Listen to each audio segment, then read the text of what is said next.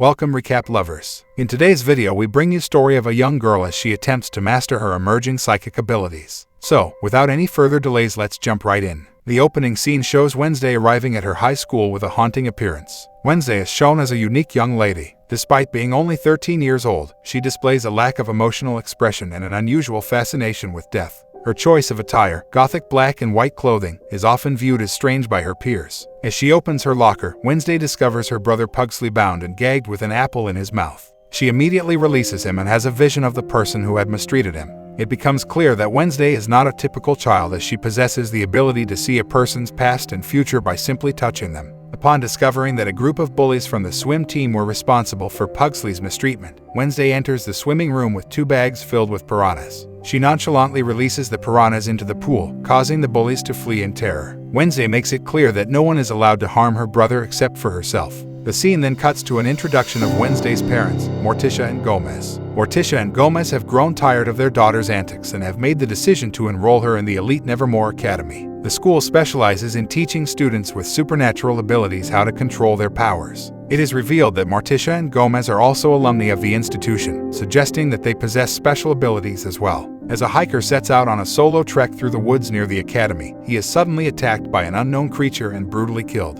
The local sheriff discovers the mutilated body and begins an investigation. It is revealed that this gruesome murder is not an isolated incident, with similar occurrences becoming increasingly frequent. Wednesday arrives at the academy and is introduced to Principal Larissa Weems, who efficiently runs the school. She is also introduced to her new roommate, Enid, a werewolf, who is the complete opposite of Wednesday in every way.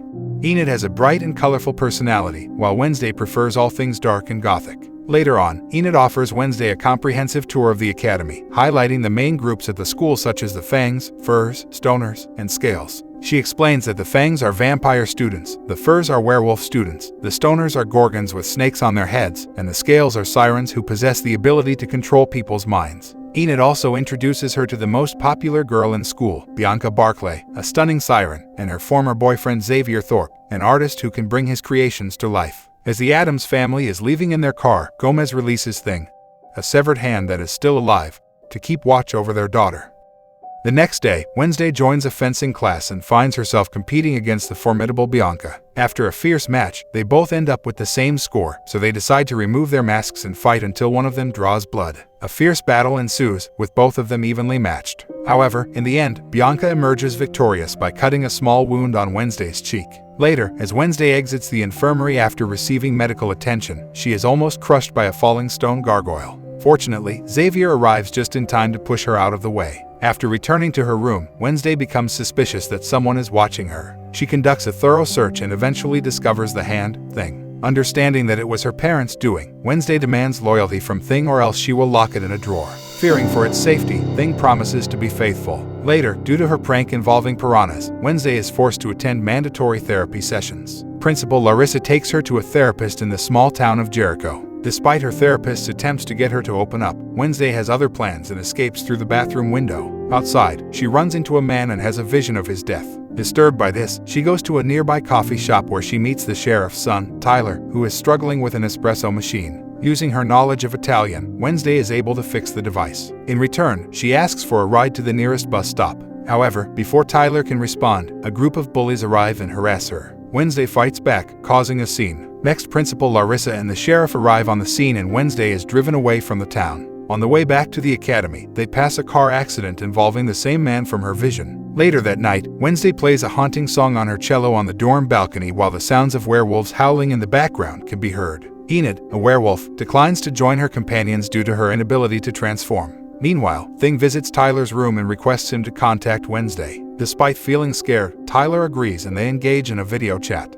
Wednesday suggests meeting at the harvest fair the next day, claiming it will be an enjoyable experience. However, Wednesday's true intention is to escape the academy. At the fair, Larissa keeps a close watch on Wednesday, but the goth teenager manages to connect with Tyler. They almost succeed in leaving the fair, but Wednesday runs into her classmate, Rowan. Rowan quickly runs into the woods, and as a result of touching him, Wednesday has a vision of him being brutally killed by someone. Terrified, she sets out to inform him of the vision, but before she can, Rowan uses his telekinetic powers to trap her high in a tree. He reveals that his mother, a powerful seer, foresaw Wednesday destroying the Nevermore Academy 25 years ago. Thus, Rowan believes it is necessary to kill her before any harm can come to the Academy. He starts choking her telekinetically, but suddenly, a massive monster appears, kills Rowan, and disappears. Wednesday stands over Rowan's mutilated body and sees the illustration his mother drew of her. Soon after, police officers, led by the sheriff, search for Rowan's body but are unable to find it.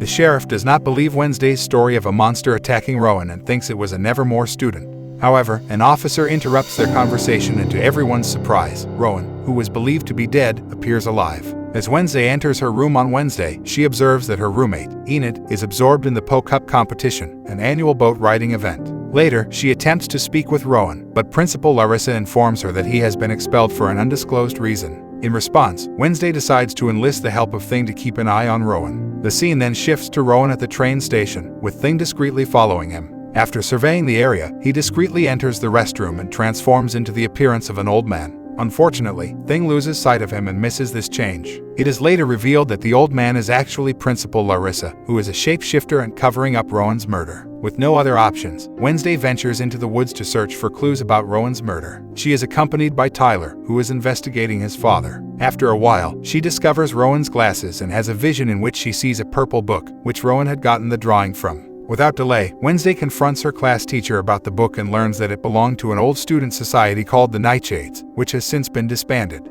After school, Wednesday sneaks into Rowan's room to look for the book. She finds a mask under his bed, but before she can leave, Xavier arrives, revealing that he is Rowan's roommate. Wednesday quickly hides under the bed and overhears a conversation between Xavier and Bianca, learning that Bianca plans to defeat Enid in the upcoming boat riding competition. Upon returning to her room, Wednesday decides to assist her friend Enid by participating in a competition in order to defeat a rival, Bianca. The next day, Wednesday and Enid prepare for the competition, which has no set rules. Bianca takes advantage of this by using underhanded tactics. The competition involves rowing boats to a destination and back. The first team to reach the finish line without being eliminated is declared the winner. During the competition, Bianca's team uses sabotage tactics, but Wednesday and Enid, with the help of a friend, are able to counter them.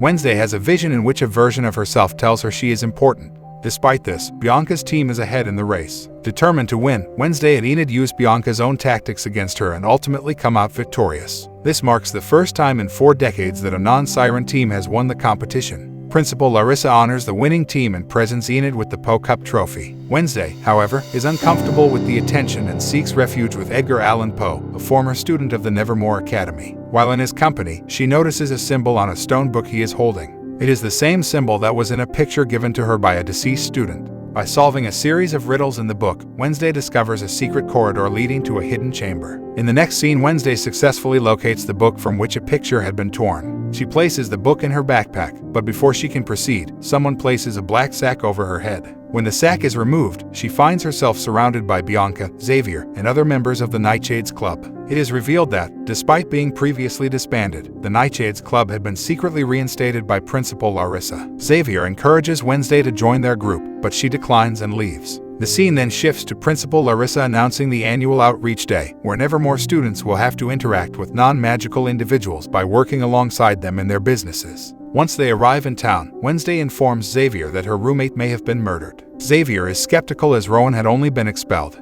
Nevertheless, Wednesday shows him the picture drawn by Rowan's mother. Xavier examines it closely and reveals that the man in the picture is the founder of Jericho, Joseph Crackstone. Later, Wednesday chooses to volunteer at the Pilgrim World, a location that holds Jericho's history. There, she reunites with Eugene, a young boy she had met in the beekeeping club. The two engage in conversation and begin to explore the area. They are approached by Miss Arlene, the caretaker of the Pilgrim World, who gives them a tour and introduces them to some of Joseph Crackstone's cherished artifacts. Wednesday expresses interest in the artifacts, including original farm tools, tableware, and even the family chamber pot. However, she is unable to work there as the area is undergoing renovations. Consequently, the group decides to work at Ye Olde Fudgery, where they will distribute fudge and cakes to local tourists. Next Wednesday, with the help of Eugene, decides to sneak into the Crackstone family chamber. She discovers a painting of the old meeting house which includes the girl from her vision. Additionally, she finds a book that the girl was carrying. However, when she realizes that the pages are blank, she suspects it is a fake. Right then the caretaker, Arlene, catches her and reveals that the original book was stolen last month. Later, Wednesday meets up with Tyler at a coffee shop and inquires about Joseph Crackstone.